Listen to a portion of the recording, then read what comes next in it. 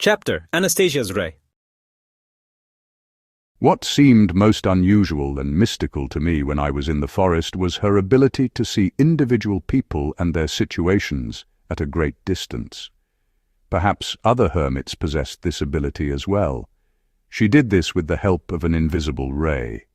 She said every person had one, but people didn't know about it and so couldn't use it. Man has yet to invent anything nature doesn't have. The equipment that makes television possible is just a pathetic likeness of this ray's scope. Since the ray was invisible, I didn't believe in it, even though she tried several times to demonstrate and explain the principle of its functioning and find proofs and understandable explanations. Then, one day, Tell me, Vladimir, what do you think waking dreams are, and are many people capable of them? I think many do have waking dreams. A waking dream is when a person imagines a desired future. Good. That means you don't deny that man possesses the ability to model his own future and different specific situations, right? Yes, that's right. And what is intuition? Intuition. Intuition is probably the feeling when someone seems not to be analyzing what might happen or why, but certain feelings suggest to him how he needs to act. That means you don't deny the existence in each person of something apart from the usual analytical reasoning that helps them determine his own and others' actions, right? I guess I don't. Excellent. Good. Now sleeping dreams. A dream? What is it? The dreams that almost all people have when they sleep. A dream is, I don't know what it is. A dream is just a dream. Good, good. Let it just be a dream. That means you don't deny its existence, right? You and others know that when a person is in a dream state, when his body is almost not under the control of part of his consciousness, he can see people in different events. Well, I don't think anyone would deny that. But in dreams, people can also communicate, have conversations, and empathize. Yes, they can. And what do you think? Can a person direct his own dream? Call up the images and events in his dream that he wishes to see? Like on an ordinary television, for example. I don't think that would work for anyone. A dream happens all by itself somehow. You're wrong. Man can control everything. He was created to control everything. The ray I've been telling you about consists of the information, notions, intuitions, and emotional sensations man has inside and, as a consequence, the visions, not unlike dreams, that are consciously controlled by man's will. How can you control a dream in your sleep? Not in your sleep. You can when you're awake. Program it in advance, in a way, and with absolute precision. For you, this happens chaotically in your dream. Man has lost the greater part of his abilities to control natural phenomena and himself. That is why he decided that dreaming was just a superfluous product of his weary brain. In fact, almost all people on Earth. Well, would you like me to try to help you right now to see something at a distance? Go ahead, try away. Lie down on the grass and relax so that your body uses the least possible energy. You have to be comfortable. Nothing is bothering you. Now think about the person you know best of all, your wife, for example. Recall her habits, walk and clothing, and where you think she might be right now. And picture all this with your imagination. I thought of my wife, knowing that at that moment she might be at our country home. I pictured the house, a few things, the surroundings. I recalled a lot and in detail, but I didn't see anything. I told Anastasia this, to which she replied, You don't know how to relax completely, as if you were just about to fall asleep. I'll help you. Close your eyes. Spread your arms out to either side. Then I felt her fingers touch mine and began to plunge into sleep or slumber. My wife was standing in the kitchen of our country home. She put a knit top over her usual robe. That meant the house was chilly. More problems with the heating system. My wife was brewing coffee on the gas burner, and something else in the dog's pot. My wife's face was sullen and displeased. Her movements were sluggish. All of a sudden she looked up, walked lightly to the window, looked at the rain, and smiled. The coffee boiled over on the burner, and she grabbed the pot with the overflowing coffee. But at the same time she did not frown or get irritated as usual. She took off her top. I woke up. Well, did you see something? Yes, but couldn't that have been an ordinary dream? What do you mean ordinary? You had planned to see her. Yes, I had. And I did. But where's the proof that she was there in the kitchen at the moment I saw her in my dream? Remember this day and hour if you want to verify it, Vladimir. When you get home, ask her. Did you notice anything else unusual? No, nothing. Didn't you see the smile on your wife's face when she walked over to the window? She smiled and didn't get irritated over the spilled coffee. I did notice that. She must have seen something good out the window that cheered her up. All she saw out the window was rain. Rain, which she never liked. So why did she smile? I looked at your wife with my ray too and warmed her. You mean your ray warmed her and mine, what, is cold? You just looked out of interest. You didn't invest your feelings. You mean your ray can warm someone at a distance? Yes. What else? Receive and transmit certain information. The ray can improve someone's mood and partially drive out a person's pains. And lots of other different things depending on the energy I have and the strength of my feelings, will and desire. And can you see the future? Yes, naturally. The past? The future and past are practically the same thing. The difference is just in the outward details. The main thing remains unchanged as always. How is that? What can be unchanged? For instance, 1,000 years ago people wore different clothing. They used other devices in their daily life, but that isn't the main thing. 1,000 years ago, like now, people had identical emotions. Those are not subject to time.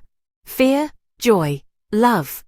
Imagine, Yaroslav the Wise, Ivan the Terrible, or a pharaoh could love a woman with exactly the same emotions as you or someone else today. Interesting. Only I don't understand what that means. You say every person could have a ray like that? Naturally. Even now people still have emotions and intuition, the ability to dream awake, to conjecture, to model individual situations, to dream asleep. Only it's all chaotic and uncontrolled. Maybe we need to train somehow, develop exercises. You can if you train. Only, you know, Vladimir, there is one more indispensable condition for the ray to be subject to your will. What condition is that? Purity of intentions is indispensable, and the ray's power depends on the power of the emotions of light. There you go. It's all coming clear, I think. But what does purity of intentions have to do with it? And emotions of light? They are the ray's energy. That's it, Anastasia. This has ceased to be interesting. After this, you'll add on something else. And I've already told you the main part. Oh yes, you have, but there are too many conditions. Let's talk about something else. Something a little simpler. Anastasia fills her day contemplating and modeling all kinds of situations going on in our past, present, and future life. Anastasia has a prodigious memory. She remembers the many people she has seen in her imaginings or with her ray, as well as their inner struggles. Like a brilliant actress, she can imitate their walk and voice and think the way they do. She distills in herself the life experience of many people from the past and present. She uses this experience to model the future and help others. She does this at a great distance, with the help of her invisible ray, and those to whom she renders aid in the form of suggestions and decisions, or whom she heals, never suspect. Only later did I learn that these rays, invisible to ordinary sight, come from each person, only with varying strengths. Academician Akimov photographed them using special devices and published the photographs of these rays in 1996 in the May issue of Miracles and Adventures. Unfortunately, we cannot use them as she can. Science calls something like this ray a torsion field. Anastasia's worldview is unusual and interesting. What is God, Anastasia? Is there a God? If so, why can no one see him? God is interplanetary reason, intellect. He is not a unified mass. Half of him is in the extra-material world of the universe. This is the set of all energies. The second half of him is diffused as small particles on Earth, in each person. The forces of darkness try to block these particles. What do you think is in store for our society? In the future, an awareness of the true perniciousness of the technocratic path of development, and a movement back to the primary sources. Do you mean to say that all our scientists are underdeveloped beings who are leading us into an impasse? I mean to say that through them the process is accelerating, and that means so is our awareness of the wrong path. Which means what? Are we building all our cars and houses for nothing? Yes. Don't you get bored living here alone, Anastasia? Alone, without a television or telephone? What primitive things you've named. Man had all of that from the very beginning, only in a more perfected form. I have it too. A television and a telephone? What is a television? A device that offers information and pictures and draws up stories for the almost atrophied human imagination.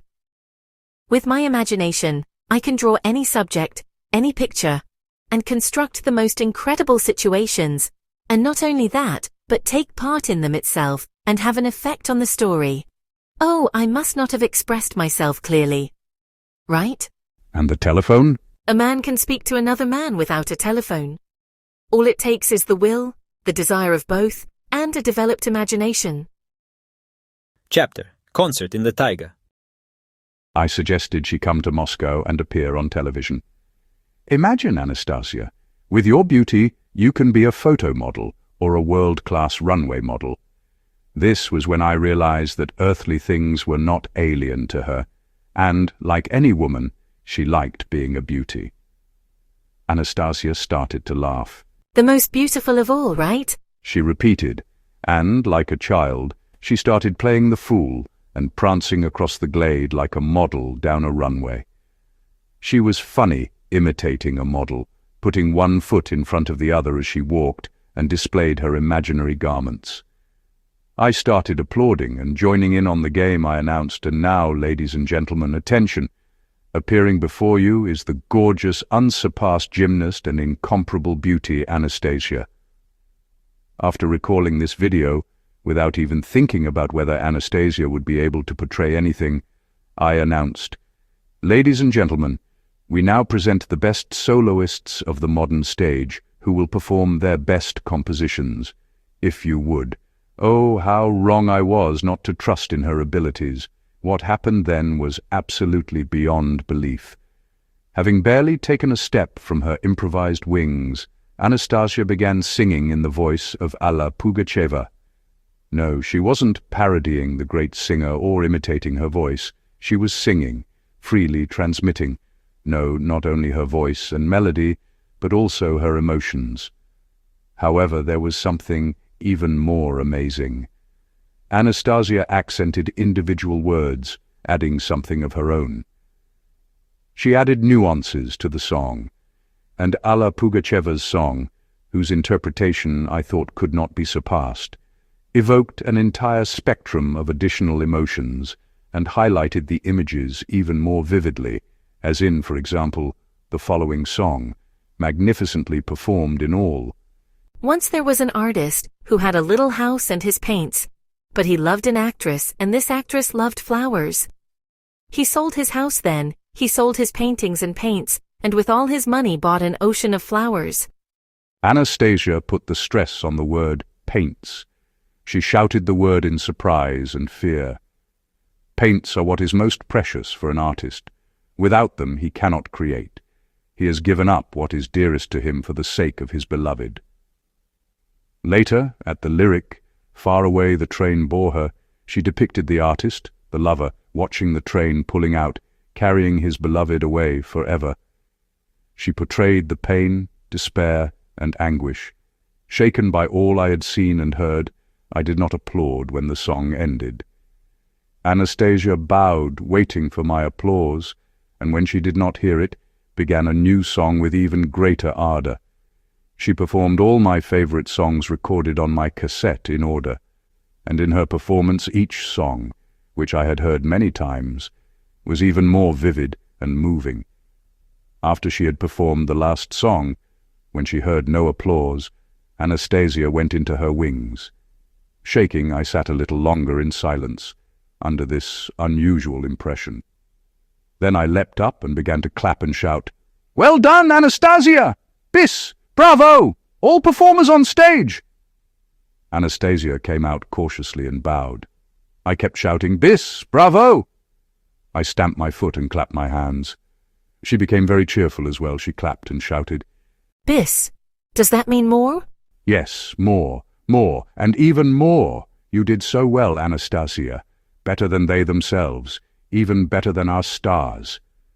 I fell silent and studied Anastasia closely. It occurred to me how multifaceted her soul was, if she could impart so much that was new, beautiful, and vivid to a seemingly ideal performance of songs. She had fallen still as well, and was watching me silently and questioningly. Then I asked her, "Anastasia, do you have your own song? Could you perform something of your own that I've never heard before?" Yes, but my song doesn't have words. Will you like it? "Sing your song, please." And she began to sing her extraordinary song. First, Anastasia cried out like a newborn child. Then her voice became soft, gentle, and kind. She stood under a tree, her hands pressed to her breast, head bowed, as if she were singing a lullaby and caressing the baby with her voice. Her voice was saying something gentle to him, and this quiet but amazingly pure voice made everything all around, the birds singing and the insects cheering in the grass, suddenly fall silent. Then Anastasia seemed to be rejoicing as a child just awakened. There was exultation in her voice. Incredibly high notes first hovered above the earth and then soared into infinity. Anastasia's voice implored someone, then entered into battle, then once again caressed the child and gave joy to everything around her. Joy settled in me as well. When she had finished her song, I shouted merrily, "And now, my esteemed ladies, gentlemen, and friends, a unique, unrepeatable act by the first and foremost trainer in the world, deft, bold, and fascinating, be capable of taming any predator. Watch and thrill." Anastasia actually squealed with delight, jumped up, clapped rhythmically, shouted something, and gave a whistle. Something unimaginable began in the glade. The wolf cub appeared first. It jumped out of the bushes, stopped at the edge of the glade, and looked around, perplexed. Squirrels were racing through the trees that surrounded the glade, jumping from branch to branch. 2 eagles circled low, and little creatures rustled in the bushes. There was a crack of dry branches, and a huge bear ran into the glade, after moving aside and trampling the bushes, stopping dead in its tracks close to Anastasia. The wolf cub growled at it in disapproval. Evidently the bear had come too close to Anastasia without an invitation. Anastasia ran up to the bear, playfully slapped its snout, grabbed its front paws, and brought it to a standing position. She seemed to have exerted no significant physical effort in doing so, and the bear itself carried out her instructions as best it understood them. It stood there frozen, trying to understand what she wanted of it. Anastasia took a running start, leaped high, grabbed the bear's thick mane, did a handstand, and jumped down again, turning a somersault in the air. Then she took the bear by the paw and started leaning over, pulling the bear along and creating the impression of throwing him over her shoulder. This trick would have been impossible if the bear hadn't done it itself and Anastasia hadn't merely directed him. The bear started to fall on Anastasia, but at the moment put its weight on its palm on the ground and probably did everything possible not to inflict harm on its mistress or friend. The wolf cub was getting more and more upset. It could no longer stand still and started rushing from side to side, either growling or snarling.